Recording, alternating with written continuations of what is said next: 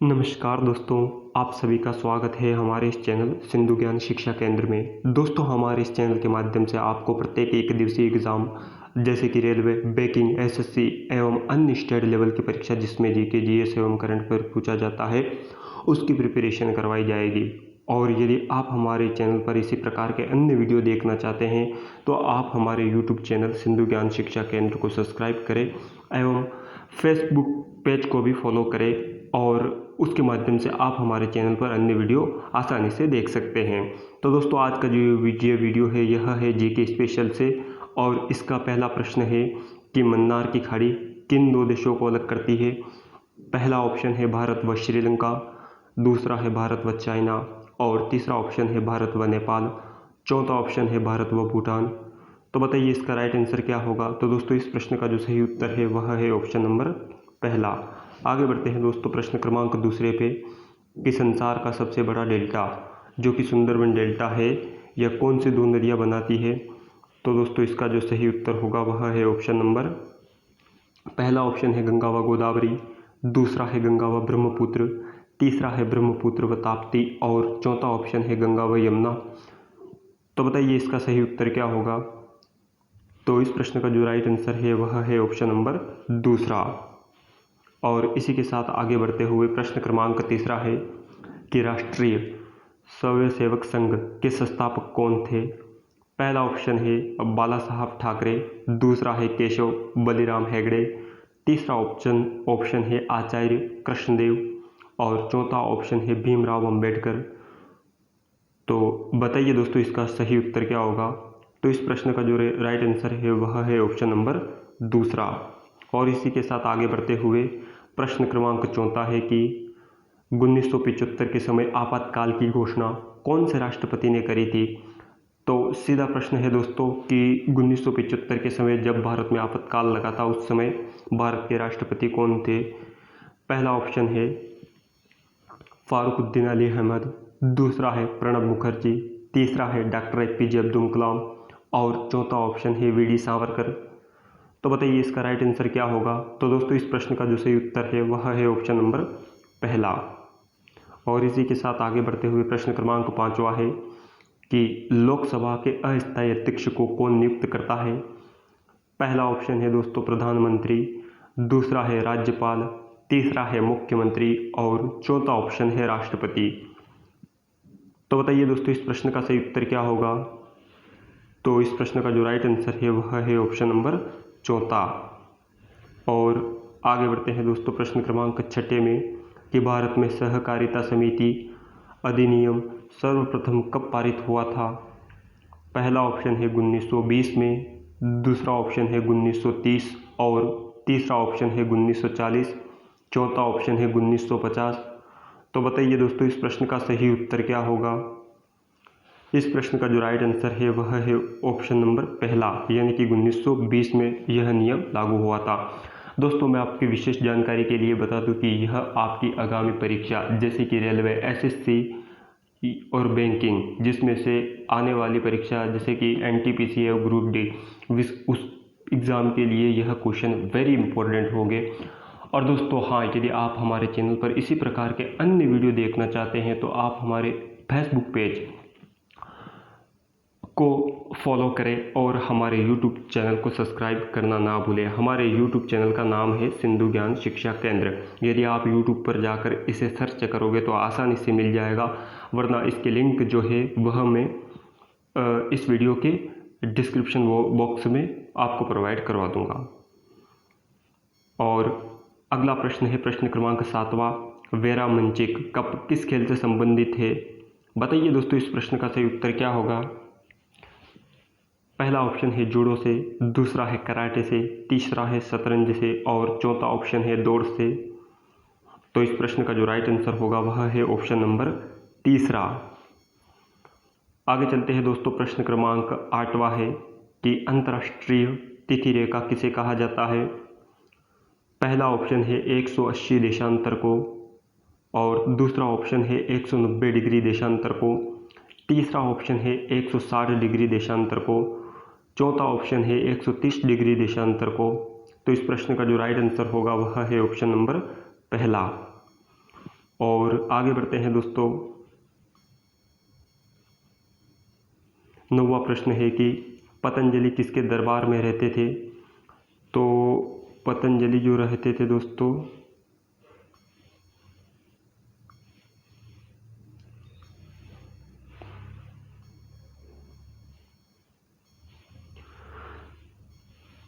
पहला ऑप्शन है समुद्रगुप्त, दूसरा है चंद्रगुप्त, तीसरा है विक्रमादित्य और चौथा ऑप्शन है पुष्यमित्र शुंग।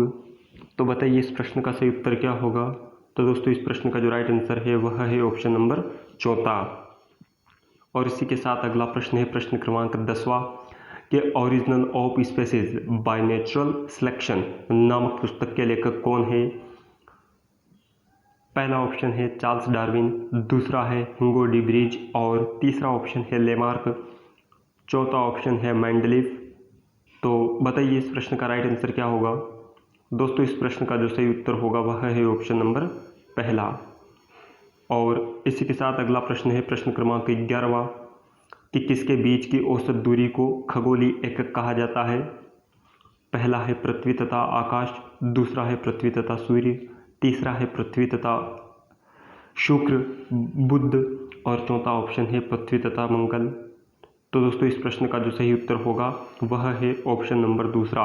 और यदि दोस्तों आप इस वीडियो की PDF पाना चाहते हैं तो आप हमारे यूट्यूब फेसबुक चैनल पे या टेलीग्राम चैनल को ज्वाइन कर सकते हैं। और टेलीग्राम चैनल का भी सेम नेम है सिंधु ज्ञान शिक्षा केंद्र।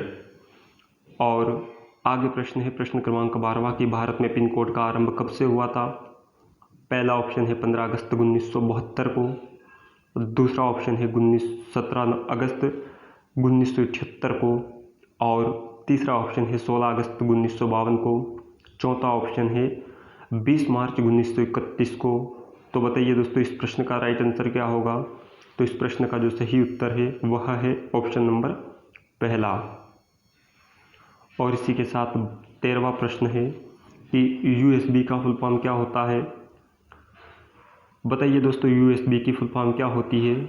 पहला ऑप्शन है यूनिवर्सल सीरियल बिल्ड, दूसरा ऑप्शन है यूनिवर्सल सीरियल बैक और तीसरा ऑप्शन है यूनिवर्सल सीरियल बस और चौथा ऑप्शन है यूनिवर्सल सीरियल बस। तो इस प्रश्न का जो राइट आंसर होगा वह है ऑप्शन नंबर चौथा। और आगे बढ़ते हैं दोस्तों प्रश्न क्रमांक 14वें में कि स्वतंत्र भारत के रेल मंत्री कौन थे। पहला ऑप्शन है अशरफ अली, दूसरा है सद्दाम अली और तीसरा ऑप्शन है बाबूलाल गौड़, चौथा ऑप्शन है सदानंद देशमुख। तो बताइए दोस्तों इस प्रश्न का राइट आंसर क्या होगा। इस प्रश्न का जो सही उत्तर है वह है ऑप्शन नंबर पहला। और आगे बढ़ते हैं दोस्तों प्रश्न क्रमांक 15वें में कि राज्य विधानमंडल में राज्यपाल द्वारा जारी अध्यादेश कितनी अवधि के लिए रहता है। वेरी इंपॉर्टेंट क्वेश्चन दोस्तों आपकी रेलवे की एग्ज़ाम जैसे कि NTPC और ग्रुप D के लिए। और हाँ दोस्तों यदि आप हमारी यह वीडियो आप देख रहे हैं तो आप हमारे YouTube चैनल को सब्सक्राइब करना ना भूलें। और हमारे YouTube चैनल का नाम है सिंधु ज्ञान शिक्षा केंद्र। पहला ऑप्शन है 6 माह, दूसरा ऑप्शन है 6 दिन, तीसरा ऑप्शन है 6 सप्ताह, चौथा ऑप्शन है 6 साल। तो बताइए दोस्तों इस प्रश्न का राइट आंसर क्या होगा। इस प्रश्न का जो राइट आंसर है वह है ऑप्शन नंबर तीसरा 6 सप्ताह होता है। और आगे बढ़ते हैं दोस्तों प्रश्न क्रमांक 16वें पे कि सर्वप्रथम आवर्त सारणी का निर्माण किस व्यक्ति ने किया था। पहला ऑप्शन है मेंडलीफ ने, दूसरा है मोसले ने और तीसरा है एंडेवर्स ने और तीसरा है चेंडविक ने।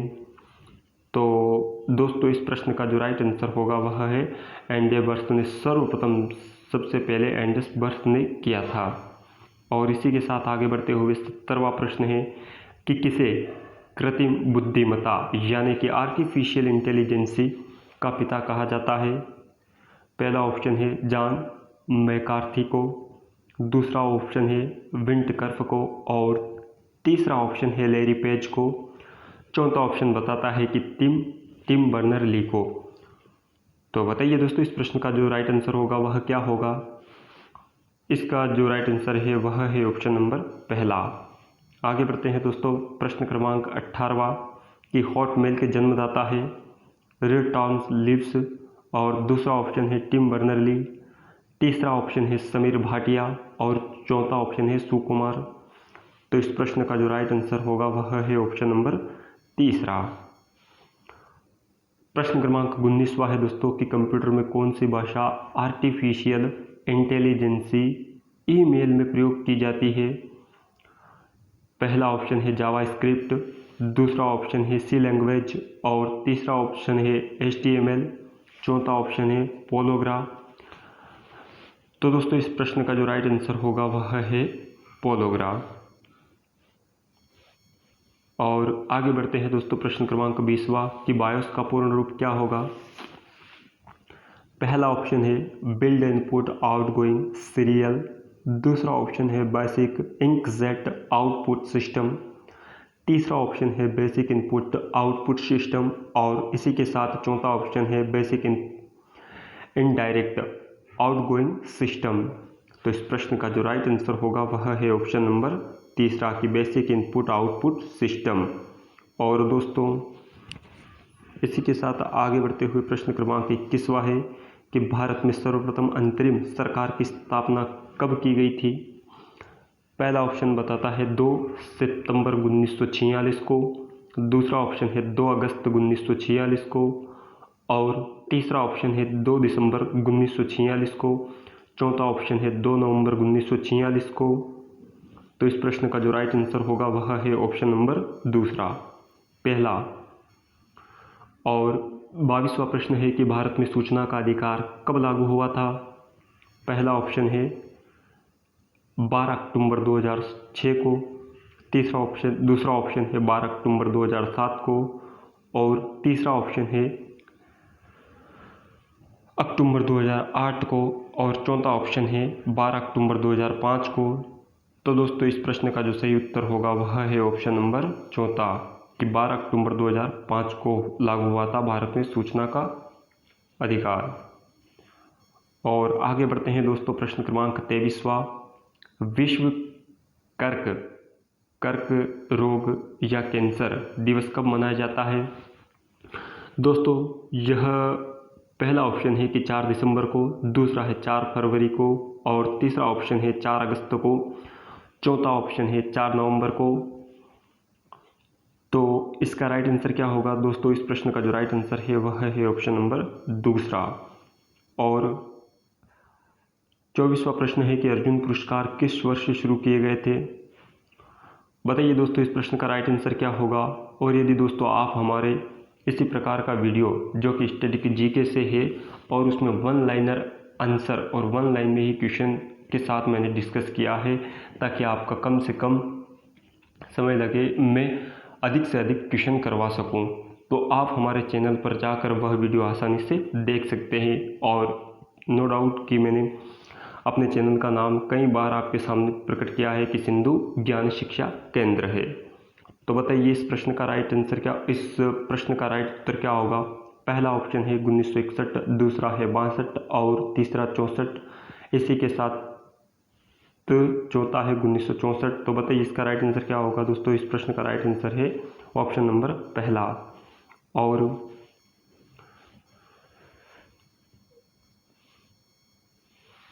25वां प्रश्न है कि आर्य समाज की स्थापना कब की गई थी? तो आर्य समाज की स्थापना की गई थी, पहला ऑप्शन है 1875 दिल्ली में और दूसरा है 1876 नागपुर, 1871 सूरत और 1875 मुंबई। तो दोस्तों इस प्रश्न का जो राइट आंसर होगा वह है ऑप्शन नंबर चौथा, 1875 मुंबई में की गई थी। और हाँ दोस्तों, आप हमें कमेंट बॉक्स में यह ज़रूर बताएं कि आर्य समाज की स्थापना किसने की थी, और यदि इसका जवाब आपको देखना है तो आप हमारे अगले वीडियो में देख सकते हैं। आज के वीडियो के लिए बस इतना ही दोस्तों, और अगले वीडियो जो कि कल इसी समय पर अपलोड कर दी जाएगी। और हाँ दोस्तों, आपको हमारी यह वीडियो पसंद आती है तो वीडियो को लाइक ज़रूर करें एवं हमारे चैनल को सब्सक्राइब करना ना भूलें और फेसबुक पेज को फॉलो ज़रूर करें। आपका ये वीडियो देखने के लिए बहुत बहुत धन्यवाद। जय हिंद, जय भारत।